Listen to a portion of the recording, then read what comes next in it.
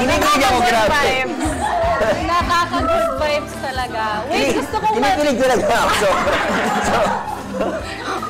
Sobra. Alam mo, nung pareho natin silang nakilala bago sila pumasok ng bahay ni Kuya, hindi natin akalain na sila yung magiging close. Did you understand? Yeah. Okay. Hindi natin akalain na sila yung magiging close, di ba, sa loob. Can you translate, Maymay? Hindi, pumunta sa punto na ngayon, twin ang tawag nila sa isa't oo. isa. Ano kayang meron sa personality ninyo na nag-click kayo? Sa tingin niyo? Ano po yung...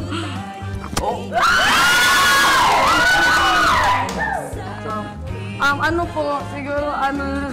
Both crazy. Opo, Baliw nga. ay yung una, ayaw ko sa kanya kasi English man siya, foreigner ba? Foreigner, oo. Tapos yung gumagano na ako, tapos nanggagaya siya. Paano? Ano? Gumagano na ako. Sige. Ganun nga kayo, tapos tingin lang kayo sa isa't isa lang. 1, 2, 3, go.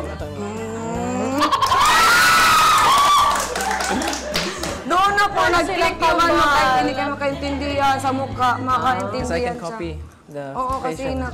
nakakopy siya. Tapos talent yun, kasi...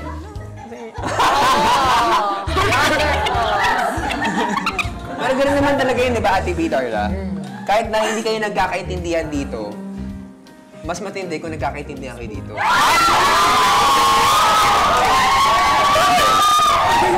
Kaya ang tanong, ang Mayward ba may understanding na or may awkward pa? No. Awkward ba ang Mayward o MU na? Kasi Mayward understanding. Grabe naman! May Mayward understanding. May word understanding lang. Meron na kayo, MU na kayo. May word understanding. Hindi pa. Hindi. Hindi pa.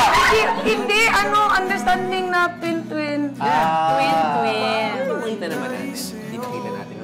Grabe yung chemistry, no? Pero hindi pa nga, wala pang understanding, prinsesa mo na si Maymay agad, di ba? Wala pa na sa history yan kasi nasa kanta na. Oo. Pwede ba kantayin ng chorus while looking at her? Okay.